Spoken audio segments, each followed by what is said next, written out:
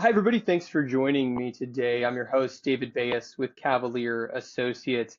And on this episode of Underwriting Shorts, we'll be diving into depression, anxiety, and bipolar syndrome. And joining me to discuss today is our chief underwriter, Ken Terzak. Ken, thanks for joining me.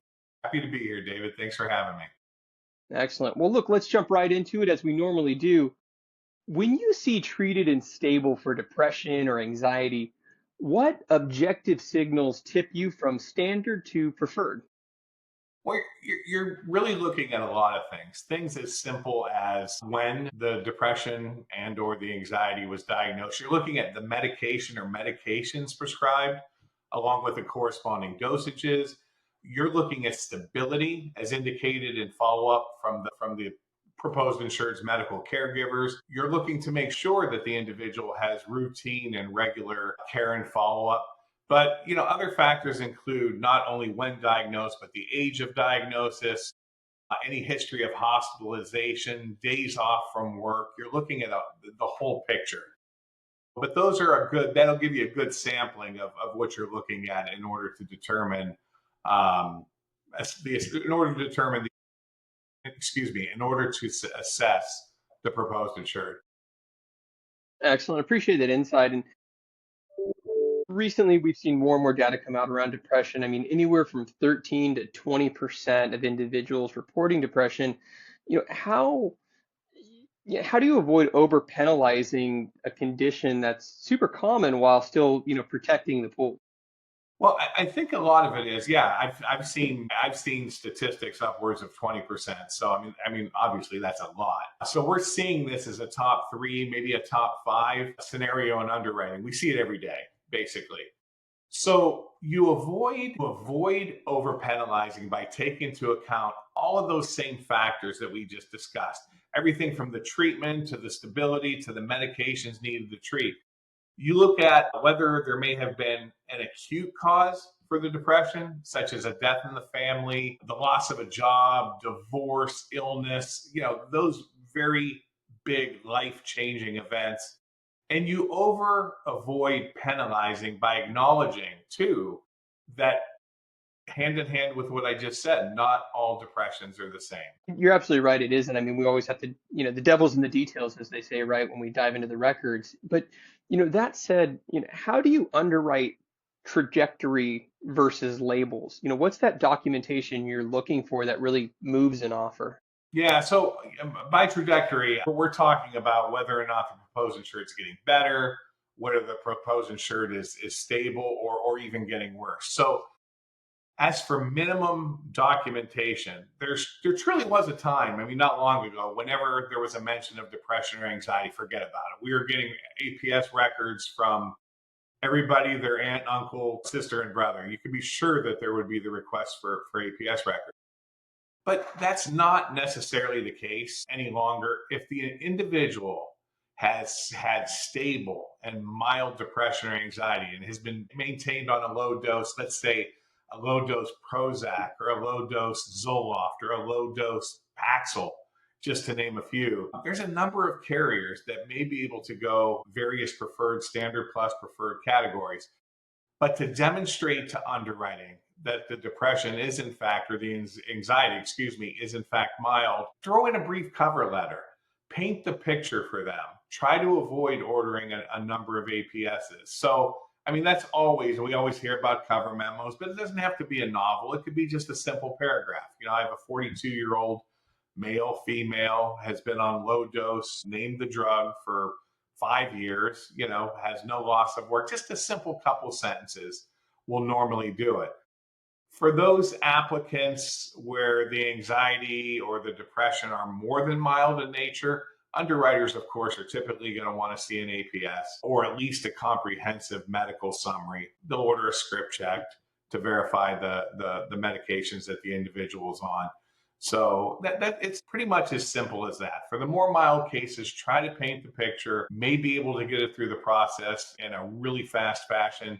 The ones that are more severe, the ones that are on the individuals that are on multiple medications, we're going to be looking at full underwriting. Yeah, I mean, we've even seen some go through the accelerated underwriting route, which is great. And then obviously we've seen the other side of it. So a little cover letter, a little story, a little contextualization really can move the ball for somebody. And look, that's your standard treatment, but we see a lot of cases come through where they have irregular treatment. They might be taking benzos regularly, alcohol use, and maybe they like to smoke a little weed every night to help them relax to go to sleep. When the rest of the picture looks solid, how are you treating that? Well, just to be very, very straightforward, if the proposed insured, if the individual is self-medicating, we're going to call it plain and simple. Carriers, they take a hard stand on that. They're typically going to rate very conservatively or decline. And again, we're talking about self-medication, the individual's drinking daily, the individual's using marijuana daily, the individual, like you said, I've just named the infinite number of scenarios. Carriers do not want to see an individual treating thyself. They want to see the medical professional doing that. Now, there are exceptions to that, David. You mentioned marijuana. I mentioned marijuana as well. If there's a notation in there and the client is upfront about the use, there's an occasional use of marijuana for sleep, underwriters are going to be able to get past that. If they have a couple of beers on a weekend with a friend or a couple of drinks, carriers are going to get past that. The issues are going to be in the ones where the individuals are truly, truly treating themselves and they're using alcohol and or drugs on a very regular basis to control what typically can exacerbate the issue. Yeah, I think, when it comes to marijuana, obviously having a little to relax is different than self-medicating. Maybe that's the right coaching way to put it. Excellent. Well, look, let's switch gears a little bit, talk about bipolar syndrome. Walk us through bipolar 1 versus bipolar 2. How is that viewed and which, kind of three facts really help upgrade an offer? So yeah, bipolar 1, bipolar 2, they're in most ways. In most ways, they are very similar. And while they share those similarities, obviously, and that's why we're discussing it, there are some key differences as well. So some of those, and I'll just go right down the line with it. So manic episodes, prolonged manic episodes, you're going to see those more in bipolar 1, whereas in bipolar 2, you're going to see the hypomaniac episodes. So two opposites with that, with manic episodes. Age of onset, bipolar 1, you're going to typically see the onset at younger ages. Bipolar 2, a little bit later in life. Prevalence of psychosis is going to be much higher in bipolar 1 than in bipolar 2. Severity of depressive episodes, you're going to see less severe depressive episodes in bipolar 1 versus more severe in bipolar 2.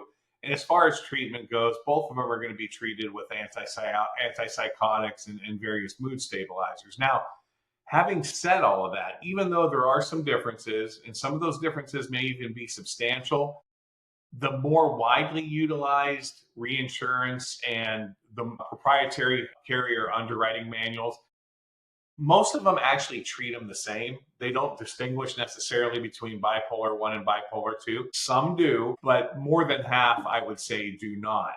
So keep that in mind too. When you come to us with a question, please bring those questions to us, by the way, when you do have a case of bipolar 1 and or bipolar 2, because we see these on a very regular basis. And there are some carriers who really do treat differently. So where one carrier may be 2 to 4 tables with a mild bipolar, we may be able to find a standard with another. So bring those to us again, because there really are some variances. You can't say devil in the details enough there. Let's move into one. This is the real coaching part of this, right? This is a field underwriting fix. Is look, if an advisor wants to put together a really killer cover letter, right? Whether it's depression, anxiety, bipolar, right across the board here, what are kind of like 5 bullet points that you would say, hey, look, we definitely want to have these in the cover letter? Also, what would be one thing that you never want to include in the cover letter? And now you're going to answer this question knowing full well that, you and your team are going to help advisors kind of, put a cover letter together. But what are the 5 things that you're really looking for? And the one thing that you'd say you really want to avoid this one? Well, what you want to do is you want to start by emphasizing, if in fact the individual is stable, you want to emphasize the stability of the anxiety, of the depression. they're going to want to know when diagnosed. And when I say when diagnosed, 2 months ago is not a positive in this case. You want to see the most favorable offers are going to result in stability with somebody who's been documented to been stable, say at least a couple, 3 years minimum. So, if they've been on a low dose, again, I said before, Prozac, for example, Zoloft for 3, 4, 5 years, that's fine, indicated. They've been stable, it's been this dosage, it's not changing every 3 weeks, that kind of thing. Well, that leads us into number two. If they have not had a lot of adjustments, you want to emphasize that. You don't want to emphasize that they're changing it every other day, or excuse me, every other time they go to the doctor. If the individual has been maintained on a low dose drug for a number of years, that is very much a positive. So please include that. If the individual's in an older age, and when I say older age in this case, I'm not talking about 50 or 60, but once you hit, like, say, over 35, over 40, those tend to be viewed more favorably as well versus the younger ages. In this case, I'm referring to younger ages as somebody in their 20s or early 30s. Emphasize their lifestyle. When I say lifestyle, I'm talking about they work full time, they're successful, whatever they are, teacher, lawyer, doctor, whatever they are. I mean, if employment is stable, they're not missing a lot of work, anything like that, emphasize that. You can go down the list. There are so many things that you can include in a cover memo to indicate stability, to be able to aim for the most favorable offer. And there's multiple right there. But, obviously, I'm not going to sit here and state the obvious other than to say the ones that are going to require an APS, you don't want to emphasize what they're already going to see in the APS if it's not necessarily a positive. I'm not saying, I'm not talking about disclosure and non-disclosure. I'm just saying emphasize the positive, and then the rest can be underwritten during the course of the process.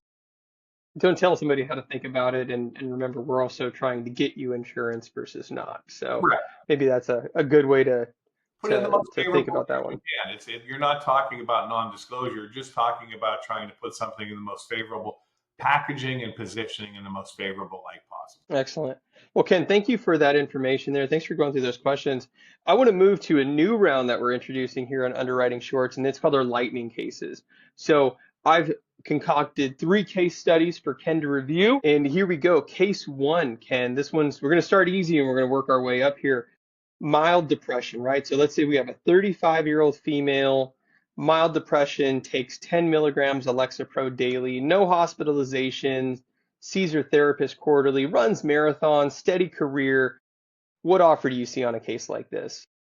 Yes, and by the way, these questions for me to analyze prior to our session here were given to me by David about 30 seconds ago. So we're really gonna have some fun here. No, David, that's actually a pretty straightforward one, and I do agree. We're progressing in difficulty. So this one, young, but still 35, young, mild depression, low dose Lexapro, very, very no issues, runs marathons, so on and so forth.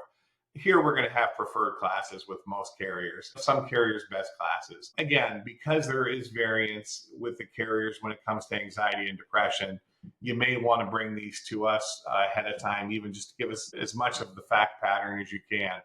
But generally speaking, you're going to have preferred classes with the overwhelming majority of insurance companies with that fact. All right, well, let's step it up. And yeah, we like to keep you on your toes here. So depression and cannabis. So here we go. 29-year-old male diagnosed with depression 5 years ago, takes Zoloft 50 milligrams daily, sees his primary care physician twice a year, reports nightly cannabis use to help with sleep, but otherwise no alcohol misuse, stable job, no suicide history.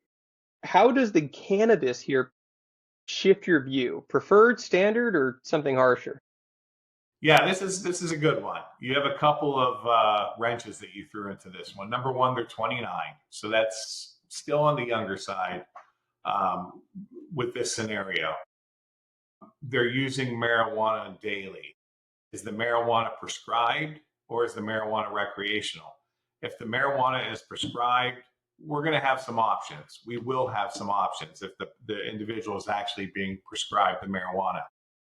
If it's not, if it's recreational daily use, we're going to be limited. Number one, just because of the daily use of recreational marijuana, we're going to be limited to a couple, three carriers because of the daily use coupled with his age.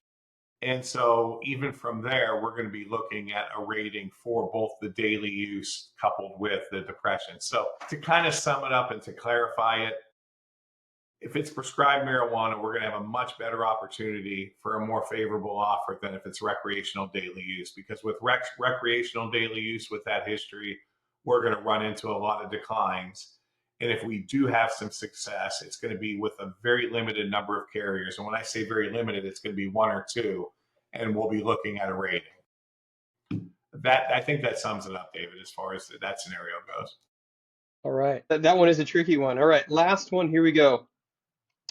46-year-old female, bipolar 1, hospitalized once for mania 12 years ago, fully compliant on lithium since then, clean labs, highly successful executive with no recent episodes. Yep. One past suicide attempt in her 20s, but 20 plus years of stability since.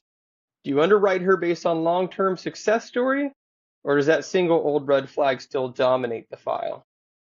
No, you know, those are both dated. The suicide attempt was the individual was young. It was 2 decades ago, and there was been no subsequent attempts.